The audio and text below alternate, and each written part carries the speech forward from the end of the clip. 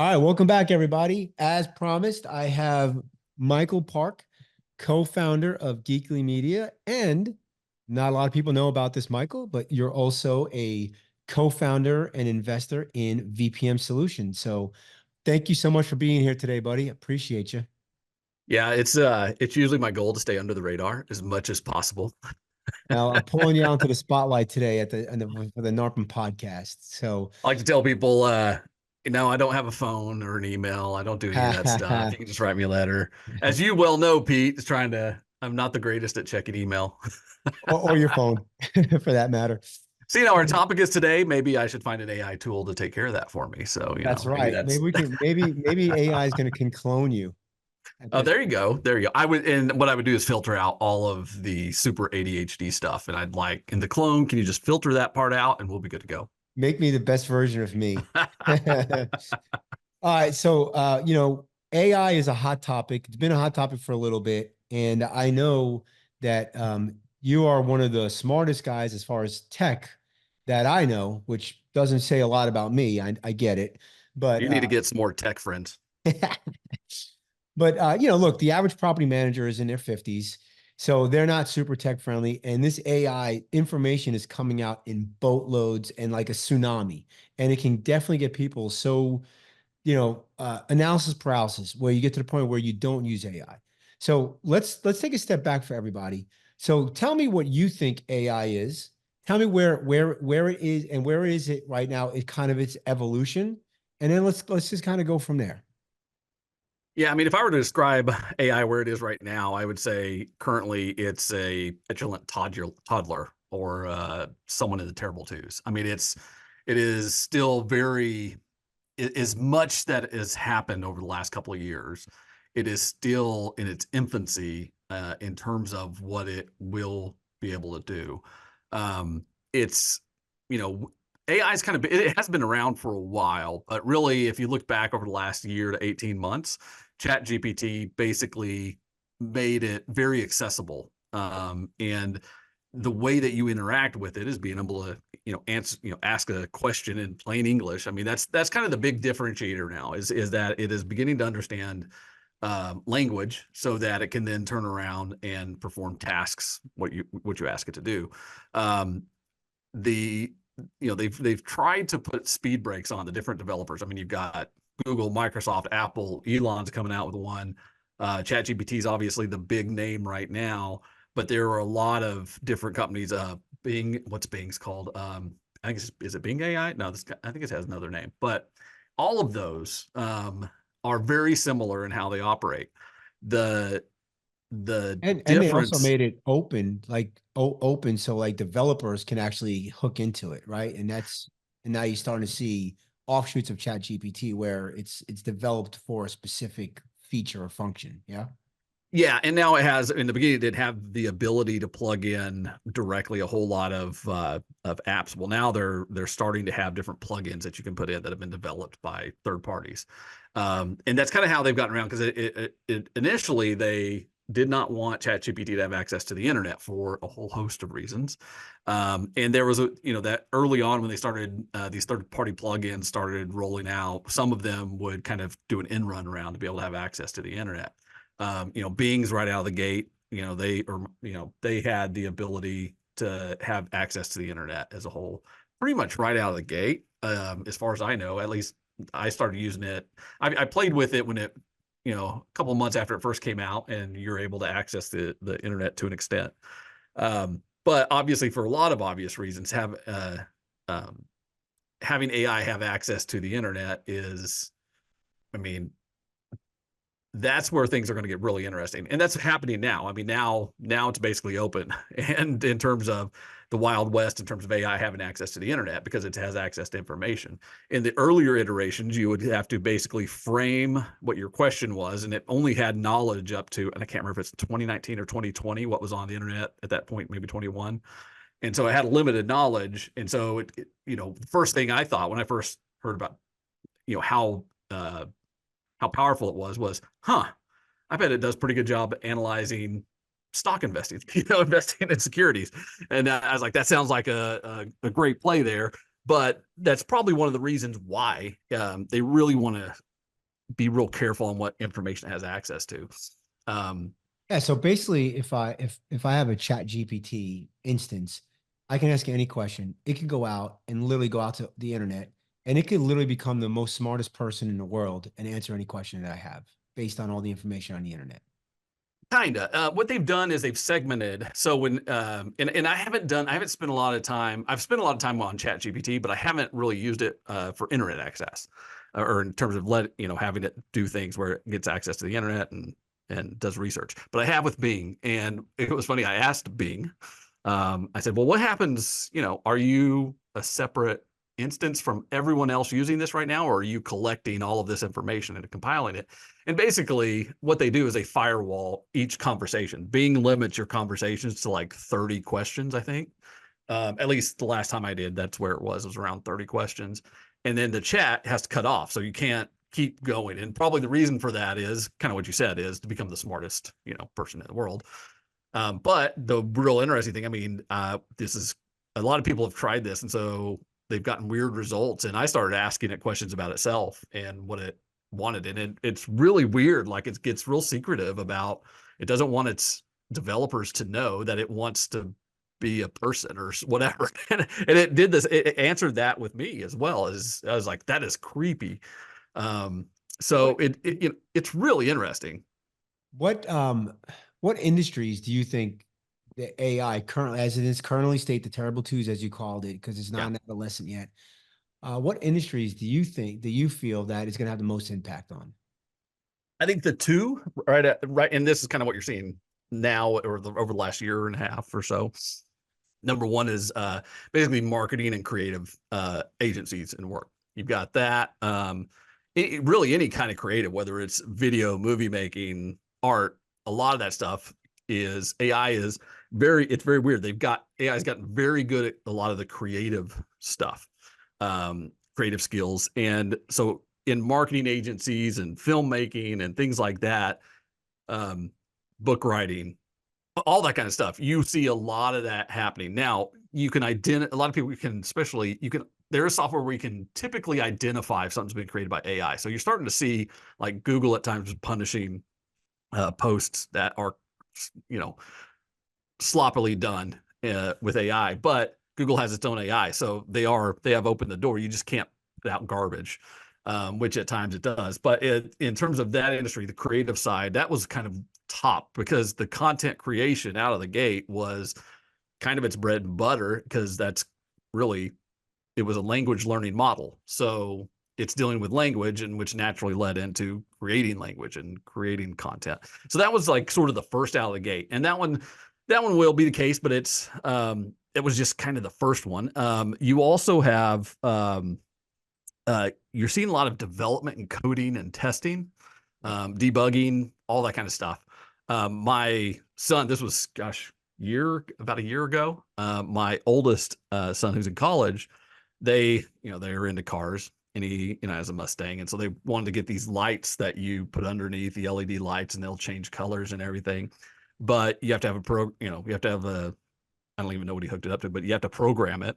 And so he got on, and him and his buddies basically told ChatGPT to, hey, write code to get this to change in this sequence and this speed and all that. A few seconds later, they had their code, put it into whatever the device controls it, totally works. None of them know any coding at all. And so that was very small example, but that is, I think that is going to be really big. I think you're going to see um, I also that. think you're going to see this in legal attorney speak and in medical. I think medical is going to be, if it's not already, it's Yeah. going to cause some challenges for those industries as well. Yeah, so every now and then I go and look at the new tools that have released, and one of the ones that I stumbled across, I don't know how long it's been out, but I stumbled across it actually this morning, and it was essentially research based, and one of the sectors that it focuses on is the law, and so it'll go review and summarize case law, it'll find relevant cases, that kind of stuff. So um, yeah, anything research or data mining driven will definitely play a big part. That being said, I read an article the other day. I can't remember where this was, but there was it was a court case, and as part of the brief, apparently the attorney used AI to write his brief, citing cases that AI had dug up. Turns out those cases didn't exist. So AI lies. It'll. And now I don't know what happened in that case. It could have been like a test case in a Mhm. classroom and it just picked it up, right? Yeah. And it could have been some kind of bogus case. That's interesting. Well, that's kind of So where you. I was gonna say that's where you start running some of the limitations with AI is the complexity of certain concepts. So I think the takeaway there is if you do use AI, you still need to read what it produces just to kind of verify yep, that it's correct. yeah, 100%. And AI has been out for a while, especially even in the content space. Even before ChatGPT, it's been out for 3 or 4, well, longer than that, but it was still so rudimentary and it was so limited. You could get it to write content, but it was very different than what it is now. Now it is extremely, it's constantly getting more and more difficult to tell if something's been written by AI and which is not. Are you So that's a big space. But then you look at, there's really a handful of things, and we talk property management because that's the industry that we've been in for years. But there are a number of things. Look at property management, for example. There's so many applications. One is when I look at where am I going to get the most bang for my buck anytime I use any technology, whether it's just straight up software or whether it's AI, whatever it is, I'm going to ask myself, where am I going to get the biggest bang for my buck? And can I take simple tasks that require a lot of human activity? And in property management, to me, I think phone calls, questions, inbound, anything inbound coming in from tenants, whether it's maintenance requests or whatever. And you're starting to see the chat bots develop this intelligence that are able to communicate with customers, clients, tenants, property owners, whoever it is, um, and reduce the number of phone calls. And you can do a lot of this through other automation, that's kind of what our bread and butter has been for years, is working through different automations of processes. But now you can layer in things like an AI chatbot who is smart enough not just to point and go, hey, where do I pay my rent, or whatever it is, whatever that question is. And in the past, you would have to go and basically code every answer, but now it's intelligent enough to go and, well, let me go search, the knowledge base that whatever it has access to that you've given it access to, and it can go intelligently and try to find the right answer. The other part of it is, there's a couple of companies out there, and there's that use really sophisticated ones. And I see it a lot in the auto industry. You're seeing that a lot. But where the ran test was tenant side, this was a institutional company, and they set up an AI bot to basically field tenant inquiries and to cultivate tenant inquiries. And so they weren't, because they were an institutional, they were not third party managing, so they didn't have to really worry about the owner side, but it was tenant side. And basically, that AI fielded the vast majority of those questions, but not only just fielded them, it was smart enough to know when to cultivate those leads. And when it was, a tenant lead calling in and they're trying to, get the property to fill, um, it would, it was intelligent to know when there were these buying signals, to where then it would, if did it need to hand off to a human, or did it need to prompt that tenant to go to the website, submit an application, things like that. So it wasn't just answering FAQs. It actually is trying to accomplish a goal, which is increase your occupancy, reduce turn times. And they saw a pretty significant difference. Not only just think about the staffing savings, how many that AI bot works 24/7, and depending on the size of the company, could replace, if it's a large institutional, you could replace quite a few bodies that are just taking phone calls. So there's things along those lines. I think about when you're growing your business, the other things is, data mining. If you can get your hands on data, and depending on the tool that you use, give it a parameter and criteria. And let's say you're wanting to go chase owners and bring in more owners, and you happen to have a lot of data, you can give it the criteria and go through, and it'll mine the data for you and look for potential prospects. So there's things like that. I haven't particularly used it that way myself yet. But that's definitely a way that, if you kind of walk through department by department, I'm sure you can come up with a handful of different ways that you can utilize AI. Yeah, let's do that here in a second. But I want to let's go back 1 second though, real quick. I feel like right now AI is like in an arms race. There's AI software is popping up left and right, and then 6 months later they're gone or they get gobbled up or whatever. And I know a lot of venture money is being invested into AI last year, this year as well. We're in 2024 as well. Um, do you foresee like I can actually buy a AI tool and then it not be there in 6 months? Like, do you see a lot of like people just failing, but other people are like, there's going to be winners and losers like in anything? Yeah, it is you, especially these small ones that will plug in, like I said, to the open source capability of say ChatGPT, and you see a lot of these smaller companies will develop whatever tool, plug it into the AI brain of whatever platform they're using, but they're a small one person, two person little shop trying to make an app, and it looks great, and it looks like a cool tool, but all of a sudden 30 days later they're gone. I think you will see a lot of that. I mean, it's a lot like dealing with, getting an app on the Apple, in the Apple The Apple store. Store when it first came out, there was all these Yeah, apps out there, and then half of them were no longer viable. yeah, yeah. And the thing with these, I think what you're going to see on these, it's still like you said, it's the Wild West. So there's not a lot of guardrails right now, and obviously it being open source, you will see a lot of stuff pop up and go away. But at the same time, that will likely settle, I think, in terms of just the Wild West nature of it. And you'll probably see quite a bit more organized structure to it. I mean, it's like any other technology, I think.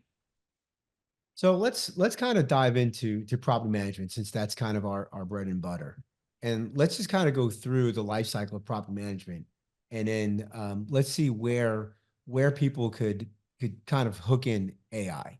Right. So you brought one up already with customer service. So if you have a website, which I'm guessing at this point, 99.9% of people listening have a website, having an AI bot, right? To which is different than just having a hey, ask us a question and it responds and has answers because it kind of does a search through your database. The AI bot will differ from that because it actually thinks like you're talking to somebody, Mhm. right? And they'll actually answer questions and they'll be able to answer better questions and have more of those questions answered. So you'll have a much better customer service experience if you can tie AI into your website. But with that being said, AI is only as good as the content inside your website. Is that correct? Like AI can only answer questions that you have data in your website, or how would that work? Well, it doesn't necessarily have to be in your website, depending on your tool and what you're wanting to use it for. So it can be have access to a database. You may have one that does have access to the internet to answer other questions. But generally, if you're, Well, like if there was specific questions to your company, like, hey, what's your yeah, office hours? It has to be somewhere that AI can understand that and answer that. Is that correct? yeah, yeah. And the easiest way to do that is if you have a knowledge base on your website, or even internally, if some of it's not external, you can still give it access to that. Yeah. So yeah, it in that scenario, that's typically where it's going to get the majority of its information. And a knowledge base, like I know HubSpot has a knowledge base, and that's something that we run our website on here at Mhm. VPN. I know like Trainio is a knowledge base, and there's a few. Notion is another one, I think. And so, do those companies they have an AI tool, or would they have an AI snap in? So let's just say I have all my policies and procedures on Notion. Mhm. Would and somebody started asking a question on my website, um, can I hook that into that type of software and AI would do its magic? Yeah, I know I actually know Notion definitely has that capability in terms of the ability to plug in, but um, where where it really comes from is honestly it's the tool side. Is what does the tool, whoever built it, have the capability to do? Does it have to have a database given to it, or is it something that can crawl the internet for whatever you want? But like you said, under this scenario, you typically, in terms of your knowledge base, it like I said, it's either going to be kept You could literally keep it, not even give it access to your website to go scroll that is, to comb through your website or Notion or whatever it is. Even if you had all of your knowledge in a Google Drive on documents, if you give it those parameters, it should be able to scan those and be able to know that as well. So really, as long as it can get to the data, it can get answers. So I do, I think that's one of the biggest ones. It is one of the, it's like you said, though, the limitations are that it's not magic and it's not a human, and you have to train it typically. You've got to train, you've got to give it the data. You've got to, um, it's got to learn how to interact with the type of people it's interacting with. So it has its own learning curve as well. Um, and Sure. you And say you, I think the main thing though, the main takeaway I want people to understand is like just because you get an AI tool doesn't mean it's going to work, right? Garbage in can be garbage out and it can cause more challenges. So, but if you have all of the information, like I like we go through a process we call they ask you answer, right? And it's any question you could think of that a resident or prospective owner or a vendor might ask. If you have that in a database and then you have the AI tool and it learns over time, in theory, it's going to work flawlessly, right? Like maybe answers 9 out of 10 questions, and it reduces the amount of phone calls and emails that come into your organization. Yeah. Yeah, and so let's step back a little because we're talking a lot about like chatbots, things like that. But if we were to step back and look at other ways that kind of ties in to different ways, so ways that you can use AI is, so let's say you do have a chatbot hooked up and it starts tracking inquiries, or um, and you have it keep that data of why are they calling, what are they asking about. Well, over time, then what you can do is you can take that data and have it analyze it and say, okay, break this down into percentages and how can we improve this. And a lot of AI tools will have, if some may not have the ability now, but they over time will get better and better at taking, okay, well, we're getting 50% of questions on these types of maintenance issues.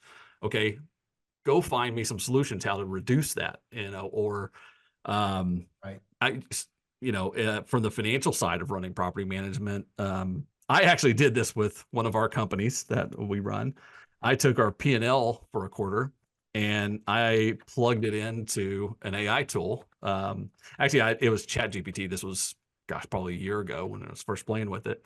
And I took it my P&L, uploaded it, and had it analyze it and summarize it and look for any cost savings. And it was okay. It was still not, again, it wasn't connected to the internet, so it was limited in its knowledge and tools of anything over the last couple of years. But it actually gave me a really good synopsis of categorizing where expenses were going, and any trends that it was seeing. Um, and it was still, again, still a little bit early, but the more we go down this road, the more sophisticated it can be. It can give you a suggestion that says, well, your property management fee that you're charging is 13% lower than the standard. You could, if you go up by 5% over the course of the next, 18 months, you may earn an extra blah, blah, blah, whatever it is. And so there are things where it can go and really drill down and identify um, ways to improve, It's a great your case. financial performance as well. Yeah. Yeah. And I also like the one where maintenance troubleshooting, right? It might not be customer facing, but it can be used for your maintenance coordinators. Mm-hmm. So they can actually go in, put in the issue that's being reported, and they can come up with. Right back in the day, I know when I owned Empire, I mean, I literally had to go and put all these YouTube channels and links, and like, if you see this, then here's where you go, Mm-hmm. right? And now it's like you just type in an AI, and it just says, oh, well, here's all the ways you can solve this. You know what I mean? So So, oh, sorry, go ahead. Go no, I ahead. was gonna say, so it just makes maintenance coordination become that much easier, right? You can troubleshoot over the phone, and you may not have to dispatch as many vendors, which obviously saves your owners and yourself a lot of money. So, along those lines too, is whenever you look at kind of what you mentioned, or like videos and troubleshooting videos and things like that, one of the really handy things, and we've actually utilized this, and played with some of the tools here in terms of creating educational videos that would go into a knowledge base. And there's tools like Synthesia, and several others out there that will, you basically can go to any platform, let's say you go to chat GPT and say, hey, I need information about, can you give me bullet points for how to troubleshoot, I don't know, give me something, a clogged toilet, Yep. or, Or you how to know, troubleshoot a garbage disposal. That's an easy one, right? yeah, garbage disposal. So it'll give you the outlines like, okay, well, now that you have the outline, write me call it a 5-minute video. That may be a little long, but write me a script for a 5-minute video explaining these troubleshooting steps. So it'll go and it'll do that. It's like, okay, well, now let me take that and I'm going to go put it into, well, you could actually probably ask the same one. It's like, okay, now give me slides off of what you just created. So then it'll go create slides. And then you can take that text and you can go into a tool like Synthesia and you upload it, which basically creates presentations. But the cool thing is they have AI avatars, like actual people, and then you plug it in. And so now not only do you just have the slides going by, you have audio, and you can give it any accent you want, basically, because it lets you pick the audio. Always find it fun to give, like, Scottish accent here in Texas to just throw people off. But Yeah, and they even have avatars that yeah, yeah. and you can And they have, like, God, they've got dozens of different people, and they're not like avatars in terms of the cartoon avatars you see. They are actual people who, yep. and so they will speak and their mouth moves with the words, and basically it's taking whatever text you've uploaded to every slide and it's breaking it up, and then on top of that it's actually reading it and the avatar is talking at the same time. So even for your knowledge base articles, if you just want to go from an FAQ on your website to really give people information how to troubleshoot and really solve things on their own, And create those types of tools are, engaging videos. Yeah. yep, that same thing with that. Doing the same thing for your staff when they come on, having it create training videos for them. Increasing the onboarding process and reducing error. I mean, once you start going down that rabbit hole, and you start actually looking at, and this is kind of how I get ideas, is as I go down rabbit holes, what I do is I go to a couple of the different websites that actually will aggregate new tools coming out on a daily basis. And every now and then, in the beginning, I used to go every day to see what was new. I don't do that so much anymore, but now I'll go, a couple times a month, I'll go in and see what new tools have rolled out. And that gives me ideas of how can I use that? There's, gosh, I mean, there's ones that can create landing pages now. You basically can go in and tell it, I need a landing page for this, and it'll create it for you. So there's a lot of I stuff like bet you we that. create. I know Zapier is used a lot in our industry, so you can literally have an AI create zaps. I'm guessing at this point. Yeah, probably. I wouldn't be, actually, if I remember, I was actually creating a zap yesterday. And I think at the top where I was creating a zap, I think it had the little bar that, the little AI little symbol. They have like a little, like, looks like a sparkly thing. And I think I should go in. I don't want to take the time while we're on here, but I think it had the AI of what are you trying to do? And it can try to create that zap for you. And there's a couple other tools similar to that where you'll tell AI, art or creative stuff is really interesting because it'll take a text prompt. And so if you're wanting it to create something, you go in and you say, all right, well, I want Elon Musk riding a dinosaur on Mars, and it'll create versions of that for you. And sometimes it's right on the money and creates stuff that's just absolutely amazing. Other times it does weird things, like gives hands like 7 fingers and things like that. And or it's just off. But over the last, Midjourney is a big one. You've got and there's several others that do this, but my Midjourney's kind of been one of the biggest ones out of the gate. Is that a certain And it, one on AI platforms? Midjourney. yeah, Midjourney, and basically Midjourney is a text to really image, but they are getting slowly more into the text to video. Now, I've used that a That's lot for insane. As in huh? text to video, it's insane to think of it. It's crazy. Just type So stuff in and it creates a video for you. I mean, oh yeah, yeah. Runway is one. Pika Labs is another. And they're getting more and more sophisticated because just like with text to image, if I'm trying to create specific images, that's kind of where it gets tough. Is I'm trying to create a specific concept and trying to describe it and write the prompt, and that's the prompt is basically what you're inputting to tell the AI tool to go create art. And you have to write the prompts. You got to get really good at writing the prompts and putting your description in the right order. There are usually some type of shortcut commands you can throw in there, like the image size and the width, and do you want it stylized a lot, or all those kind of things. And so there's different commands you can mix in there. I do a lot of stuff personally with we're a creative family in our household, and so I've got artists and content creators coming out my ears, and um, we'll use those sometimes to come up with projects. And when it hits right, it can create some of the most amazing things.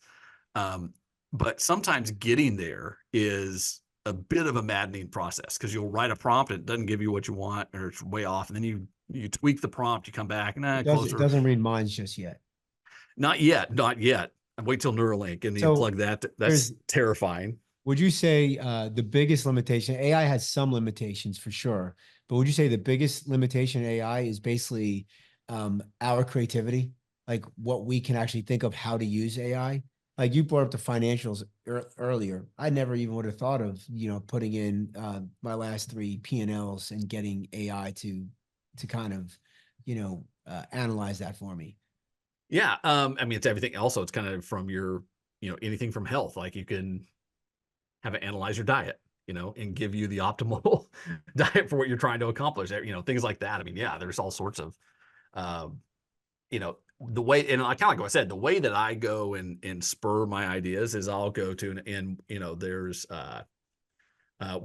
there's a site that's called Super Tools is one of them. And then there's another one that's Futurepedia, and there's a few others out there. And those are a couple of the sites that come out with new ones. And as I go through, I'll scroll through whether I'm looking for personal or business. Um, and that's how I will kind of like work my way through to figure out, okay, well, 95% of these are useless to me, but the other 5% can dramatically change what we do. I mean, we have things, and what I'm seeing, the biggest fear right now, I think, is that people have about AI. Well, there's a lot of fears. Um, but the one from a business standpoint is basically people losing their jobs. And that's kind of the probably the biggest fear. And that, likely will happen. I mean, but it's just like I've kind of looked at it like any other technology.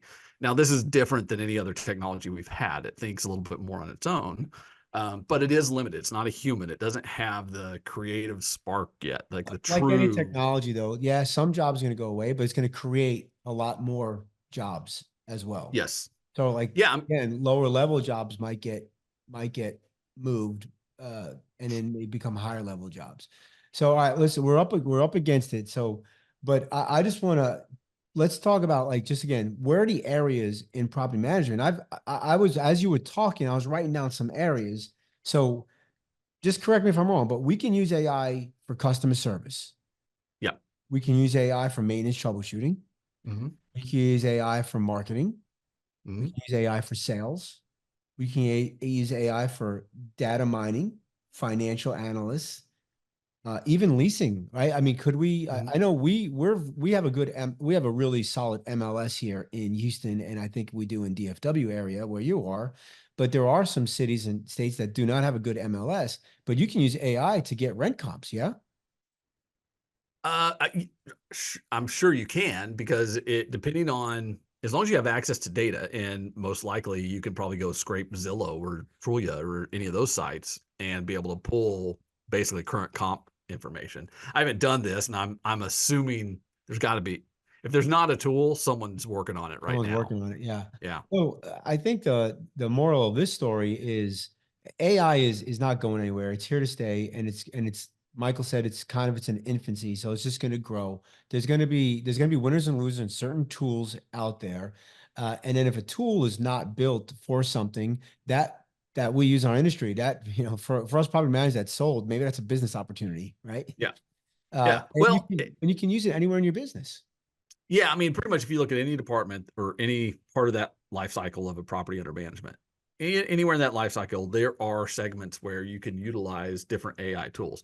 The one thing I would say is in terms of job security, stuff like that, I agree with you. I think there always are jobs that are going to probably go away or change. We've seen it, in the marketing side of the business. We've seen that happen, but what we've also seen is people who maybe were in a little bit more of a rudimentary role, instead of basically getting rid of them, we transitioned them into another role that Right. was something that did exist. Like a few years Again, ago, it's creating opportunity. yeah, I'd never heard of a prompt engineer. And literally, a prompt engineer is somebody who can write stuff in a way that AI knows how to do Yeah. what it's telling us to do. Those are multiple six-figure jobs for ones that are people who are good at Basically, it. Those, people, if you're somebody who asks a lot of questions, you could become a great prompt engineer. oh yeah, yeah. Well, and I read this, I didn't make this up, but it basically said, um, you know, it's not the AI is not going to take your job, but the people who learn how to use AI might. And Yeah. so if Exactly. you want to be, I mean, at least to the extent of understanding the basics of some of the tools. So there's all sorts of reasons to be feared. And that'll be another episode we can do about it basically flying jets and Right. unmanned That's and stuff like Terminator that. 2 stuff. Yeah.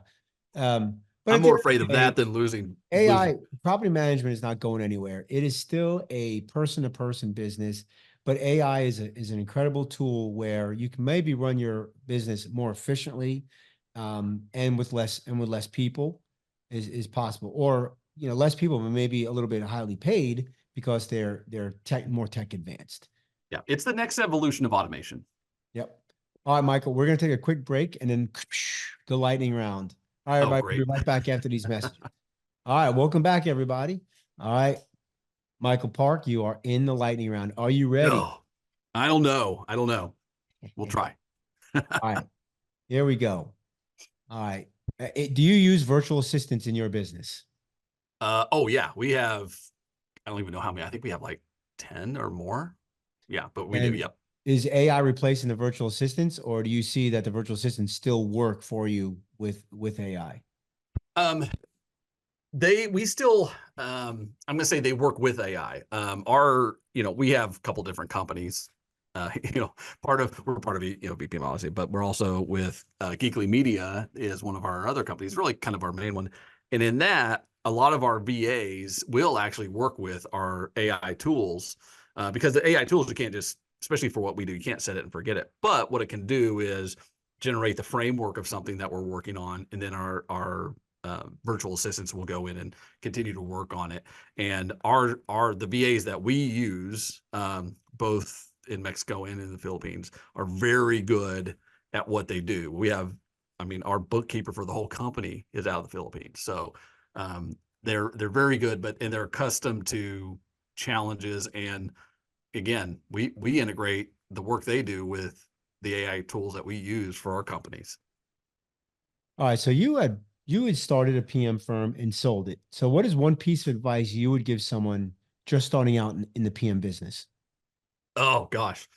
Um, I have a lot, but um, start with the end in mind. I mean, you've heard that before.